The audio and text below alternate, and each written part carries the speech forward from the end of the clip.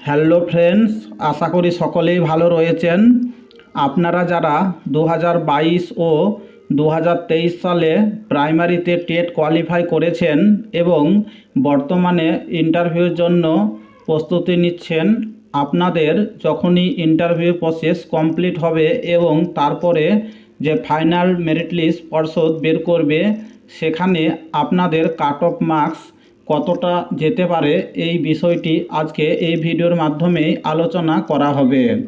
আপনারা যারা পূর্বের ভিডিওতে কমেন্ট করে জানিয়েছিলেন যে দাদা আমাদের সবার কাট অফ মার্কস কত যেতে পারে এই নিয়ে একটি ভিডিও দিন, তো বন্ধুরা দেখুন এই ভিডিওটি অনেক ক্যালকুলেশন করার পর আপনাদের জন্য আপলোড করা হচ্ছে। আপনারা এই ভিডিওটি প্রথম থেকে শেষ পর্যন্ত দেখতে থাকুন, তাহলে আপনাদের পরবর্তী সময়ে কাট অফ মার্কস কতটা যেতে পারে তা একটা এক্সপেক্টেড আইডিয়া পেয়ে যাবেন। তো চলুন বন্ধুরা ভিডিওটি শুরু করা যাক। দেখুন, প্রথমে আপনারা স্ক্রিনে দেখতে পাচ্ছেন নাম্বার ডিস্ট্রিবিউশন। তো আপনাদের যে কাট অফ মার্কসটা আসতে চলেছে সেই 50 মার্কের কাট অফ মার্কস কীভাবে তৈরি করা হবে, আপনারা এই বিষয়টি সম্পর্কে শিওর অবগত আছেন, তবুও একবার দেখে নেওয়া যাক। দেখুন, প্রথমেই মাধ্যমিক, অর্থাৎ আপনারা যে মাধ্যমিক পরীক্ষাটি কমপ্লিট করেছেন সেই মাধ্যমিক যে টোটাল আপনার রেজাল্ট বা মার্কস, সেখান থেকে কেবলমাত্র 5 নাম্বার ধরা হবে। তার মানে মাধ্যমিকে আপনি যা নাম্বার পেয়েছেন সেটি ক্যালকুলেশন করে মাধ্যমিক থেকে 100-এ 5, তার মানে আপনার এবার যত পার্সেন্ট আসবে সেই অনুযায়ী আপনাকে নাম্বারটি দেওয়া হবে। তারপরে বন্ধুরা দেখুন এইচএস, অর্থাৎ এখানে হায়ার সেকেন্ডারি উচ্চ মাধ্যমিক পাস, অর্থাৎ উচ্চ মাধ্যমিক থেকে 10 নাম্বার ধরা হবে, মাধ্যমিক থেকে 5 আর উচ্চ মাধ্যমিক থেকে 10। তারপরে বন্ধুরা দেখুন ডিএলএড ট্রেনিং, এটি সকলেই করেছেন। ডিএলএড ট্রেনিং থেকে টোটাল 15 নাম্বার ধরা হবে, সব থেকে বেশি নাম্বার এই ডিএলএড ট্রেনিং থেকে ধরা হয়। এবং তারপরে টেট, আপনারা যে টিচার এলিজিবিলিটি টেস্ট যেটাতে পাস করেছেন 2022 কিংবা 2023 সালে, সেই টেট পরীক্ষা থেকে অনলি 5 নাম্বার ধরা হবে। এবং আরেকটি দেখুন এক্সট্রা কারিকুলাম, এই যে এক্সট্রা কারিকুলাম এটি সবারে থাকে না, এটি হয়তো 100 জনের মধ্যে 2 থেকে 3 জনা কিংবা হাইস্ট হলে 5 জন ব্যক্তি থাকবে, অর্থাৎ 100 জনের মধ্যে 5 জন এই যে 5 মার্কস অর্থাৎ এক্সট্রা কারিকুলাম তারা হয়তো পাবে, এটা নিয়ে চিন্তার কোনো কারণ নেই। এবং তারপরে দেখুন ইন্টারভিউ প্লাস অ্যাপটিটিউড, এই যে ইন্টারভিউ প্রসেস, এখানে আপনারা প্রথমে আপনাদেরকে যে প্রশ্নগুলি জিজ্ঞাসা করা হবে সেখান থেকে 5 নাম্বার ধরা হবে। এবং অ্যাপটিটিউড টেস্ট, অর্থাৎ আপনাদেরকে যে ডেমোটা করে দেখাতে হবে সেই ডেমোস্ট্রেশন থেকে আপনাদেরকে 5 নাম্বার দেওয়া হবে। তো বন্ধুরা দেখুন মাধ্যমিকে 5, উচ্চ মাধ্যমিকে 10, ডিএলএড ট্রেনিংয়ে 15, টেট পরীক্ষায় 5, এক্সট্রা কারিকুলাম 5, ইন্টারভিউতে 5 এবং অ্যাপটিটিউড টেস্টে 5, টোটাল নাম্বার হচ্ছে 50 নাম্বার। এই 50 মার্কের মধ্যে আপনাদের এবার টোটাল যে স্কোর কতটা হচ্ছে তার উপর ডিপেন্ড করে একটা কাট অফ মার্কস তৈরি করা হবে। তো বন্ধুরা এই কাট অফ মার্কসের যাওয়ার পূর্বে কিছু গুরুত্বপূর্ণ বিষয় অবশ্যই সেইগুলিকে জানতে হবে, নইলে কাট অফ মার্কসটি বের করা কঠিন হয়ে পড়বে। তো সেই গুরুত্বপূর্ণ বিষয়গুলি কি আগে জেনে নেওয়া যাক। আপনাদের 2022 টেট থেকে কিন্তু প্রথমে 1.5 লক্ষ ক্যান্ডিডেট পাস করেছিল, তো তারপরে কিন্তু বিএড বন্ধুরা বাদ গেছে এবং সেখান থেকে প্রায় 90,000 ক্যান্ডিডেট বাদ দেওয়া হয়েছে 1.5 লক্ষ ক্যান্ডিডেট থেকে।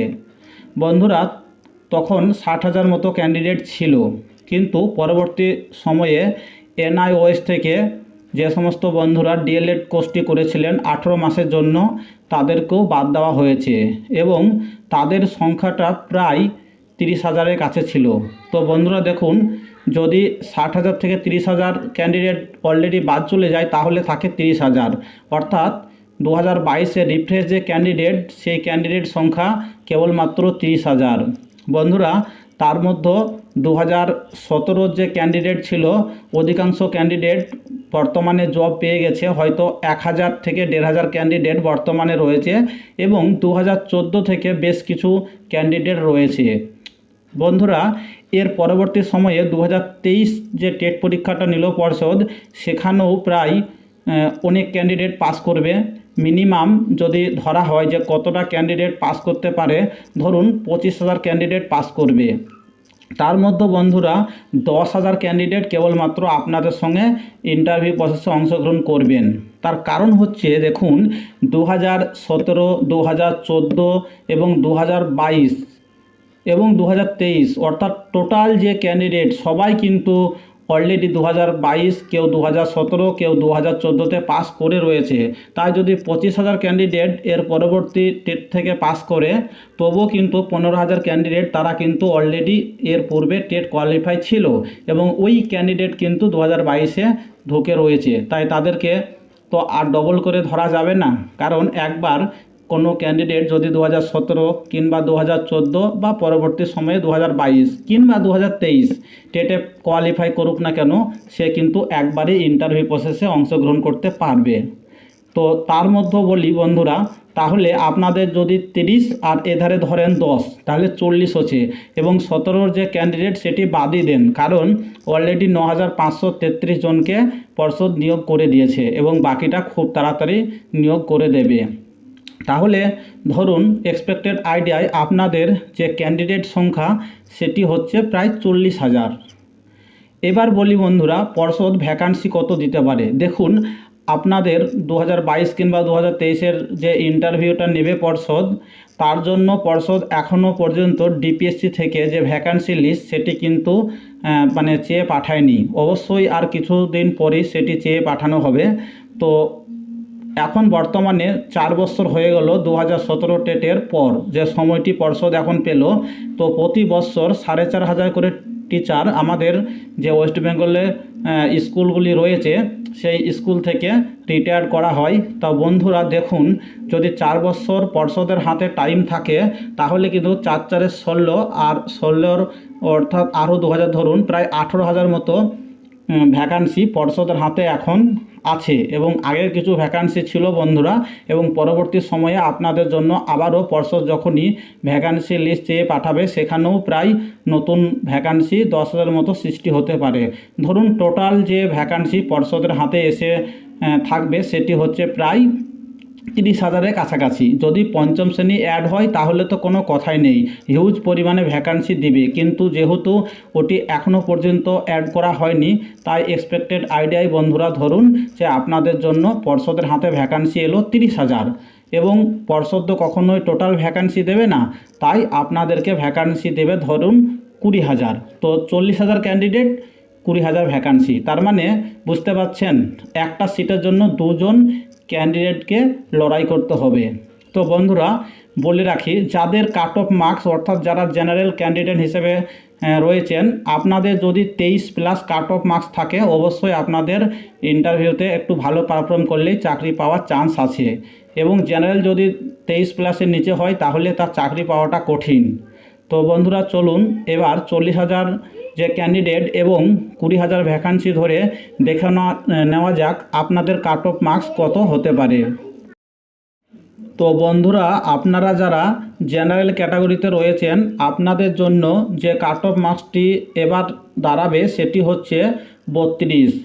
বন্ধুরা আরেকটি কথা বলে রাখি, দেখুন ওবিসি এ এবং ওবিসি বি বলে এই মোমেন্টে যেহেতু কিছু নেই, কারণ ওবিসি সার্টিফিকেট আপনারা সকলেই জানেন বাতিল করা হয়েছে। এই কারণে ওবিসিদের যে কাট অফ মার্কস সেটি এবার দাঁড়াবে 31, জেনারেল 32, ওবিসি 31। তারপরে বন্ধুরা যারা শিডিউল কাস্ট রয়েছেন এসসি, তাদের যে কাট অফ মার্কস সেটি দাঁড়াবে 30 এবং তারপরে যারা এসটি ক্যাটাগরিতে বিলং করছেন, শিডিউল ট্রাইব, আপনাদের যে কাট অফ মার্কস সেটি হবে 29। বন্ধুরা এরপরে আছে পিএইচ অর্থাৎ ফিজিক্যাল হ্যান্ডিক্যাপ এবং তারপরে রয়েছে প্যারা টিচার। তো আপনাদের জন্য বলি, ফিজিক্যাল হ্যান্ডিক্যাপ যারা রয়েছেন আপনাদের যে কাট অফ মার্কস সেটি কিন্তু প্রায় 25-এর কাছে থাকবে। তো বন্ধুরা, আপনাদের যদি অলরেডি 21 কিংবা 22 স্কোর থাকে আপনাদের চাকরি কিন্তু নিশ্চিত। আর যারা প্যারা টিচার রয়েছেন আপনাদের কোনো কাট অফ মার্কস হবে না, আপনারা জাস্ট কেবলমাত্র ইন্টারভিউতে অংশগ্রহণ করলেই আপনাদের যে জব সেটি হয়ে যাবে। তবে বন্ধুরা বলে রাখি, এক্সপেক্টেড কাট অফের উপর আরেকটি গুরুত্বপূর্ণ কথা হচ্ছে যে প্যারা টিচার এবং ফিজিক্যালি হ্যান্ডিক্যাপ এদের কোনো কাট অফ না হওয়ার সম্ভাবনাই বেশি। তবে যারা জেনারেল, ওবিসি, এসসি রয়েছেন আপনাদের জন্য অবশ্যই কাট অফ মার্কস হবে। বন্ধুরা আরেকটি কথা বলে রাখি, দেখুন যারা এসসি রয়েছেন শিডিউল কাস্ট তাদের মনে একটি প্রশ্ন আসতে পারে যে তাদের যে কাট অফ মার্কস সেটি কি 30+ হতে পারে? অবশ্যই হতে পারে, কারণ 2022 সালে এমন কিছু ক্যান্ডিডেট পাস করেছেন যাদের অলরেডি একাডেমিক যে স্কোর সেটি কিন্তু কারো 28, কারো 29 এরকম রয়েছে। তাই এই হিসাবটি করে বলাই যায় যে 30+ কাট অফ মার্কস এসসিতে হতে চলেছে। এবং যারা ওবিসি রয়েছেন অবশ্যই তাদের 31+, এবং যারা জেনারেল রয়েছেন আপনাদের কাট অফ মার্কস 32+। বন্ধুরা এবার দেখুন, আপনারা যারা 23 পেয়েছেন অর্থাৎ টোটাল স্কোর 23 হচ্ছে, কারো 24, কারো 25, কারো 26, আপনারা এবার নিজেদের নম্বর নিজেরাই ক্যালকুলেশন করে রাখুন যে আপনাদেরকে আর ইন্টারভিউতে কত নাম্বার পেতে হবে। বন্ধুরা যদি ভিডিওটি ভালো লাগে অবশ্যই একটি লাইক করবেন এবং আপনার যে বন্ধু ও বান্ধবী রয়েছে তাদেরকে পারলে ভিডিওটি শেয়ার করবেন এবং চ্যানেলে নতুন হলে চ্যানেলটিকে সাবস্ক্রাইব করবেন। আপনারা যারা ইন্টারভিউর জন্য প্রস্তুতি নিচ্ছেন প্রতিনিয়ত এই চ্যানেলে একটি করে ইন্টারভিউ রিলেটেড যে প্রশ্নগুলি 2017 সালকে ধরা হয়েছিল সেই প্রশ্নগুলি এখানে আপলোড করা হচ্ছে। আপনাদের যে ইন্টারভিউ প্রস্তুতি সেটিকে সুন্দর করে তোলার জন্য অবশ্যই ভিডিওগুলি দেখুন। শেষ পর্যন্ত ভিডিওটি দেখার জন্য সকল বন্ধুকেই ধন্যবাদ।